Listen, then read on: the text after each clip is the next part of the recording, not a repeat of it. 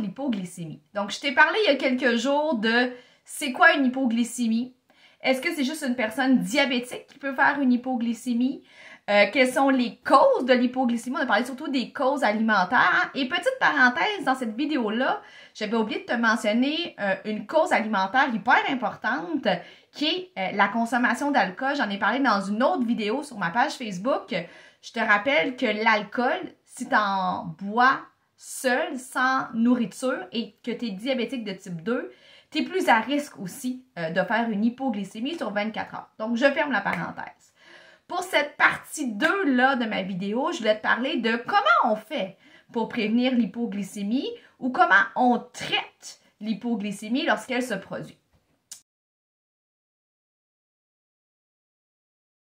Donc, tu as des symptômes, tu files pas, ça fait longtemps que tu as mangé ou tu as bougé plus qu'à l'habitude, tu prends ta glycémie au bout de ton doigt et oui, en effet, on est à 3,2 millimoles par litre pour dire quelque chose. Donc, tu es en hypoglycémie, qu'est-ce que je fais? Qu'est-ce que je prends? Plusieurs de mes clients vont dire « Ah, ben moi, je prends une barre de chocolat. » Il y en a qui vont me dire « Ah, ben moi, je prends un morceau de fromage. » Rappelle-toi qu'en hypoglycémie, qu'est-ce qui arrive? C'est une baisse de sucre dans le sang. Donc, ce que ton corps doit avoir, c'est du sucre, une forme de glucides et idéalement une forme de glucides qui va se digérer très facilement. Parce que je te rappelle encore une fois que si on ne fait rien, le taux de sucre va continuer à descendre et ce qu'on veut éviter à tout prix, c'est une chute et ou une perte de connaissance. Donc, pour traiter une hypoglycémie, que je sois diabétique ou pas, ce qu'on veut, c'est une forme de sucre à action rapide. On veut avoir 15 grammes de glucides à action rapide. Ça veut dire quoi? Ça peut être l'équivalent de 3-4 jujubes. Ça peut être l'équivalent de une demi-tasse de jus de fruits. Ça peut être l'équivalent des petites pastilles de sucre que beaucoup de personnes diabétiques connaissent, qu'on appelle le Dex4. Donc, je vais prendre 4 pastilles de Dex4. Ça pourrait être une demi-tasse de boisson gazeuse régulière.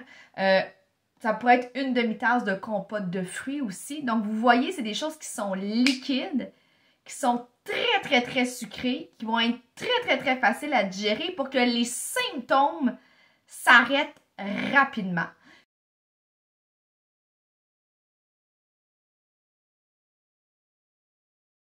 Par contre, la deuxième étape qui est hyper importante quand je prends une source de sucre, une de ces quantités-là, c'est que je vais attendre après ça 10 à 15 minutes et je ne vais rien faire.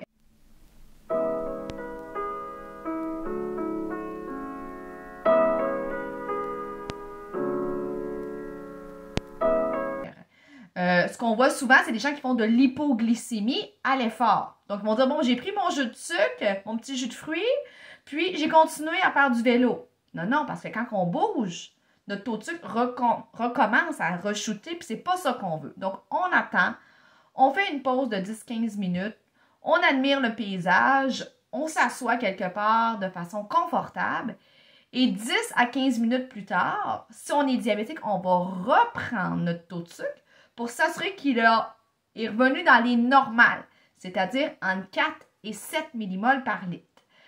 Si on est non diabétique, bien souvent, en général, nos symptômes vont avoir passé. Mais là, qu'est-ce qu'il faut se rappeler? C'est que même si mon taux de sucre est revenu à la normale, c'est que je viens de donner à mon corps une forme de sucre qui se digère très vite. Donc, quand le sucre se digère très vite, ça fait quoi? Bien, ça fait un rush de sucre dans le sang et ça crash. Donc, pour éviter un crash et une hypoglycémie encore, c'est là qu'on va venir rajouter une source de protéines à peu près 10 à 15 minutes plus tard. Donc, j'ai pris mon jus de fruits, je relaxe, j'attends 10 minutes, je reprends ma glycémie si je suis diabétique de type 2, sinon je valide comment je me sens si je suis non diabétique et par la suite, je vais prendre une protéine. Donc, la protéine, ça peut être quoi? Bien là, le morceau de fromage est pertinent. La poignée de noix devient pertinente. Le petit verre de lait devient pertinent. Une poignée de graines de tournesol. Donc, cette protéine-là va permettre une stabilisation du taux de sucre pour le restant de la journée ou le prochain repas du moins. Donc, c'est comme ça qu'on traite une hypoglycémie.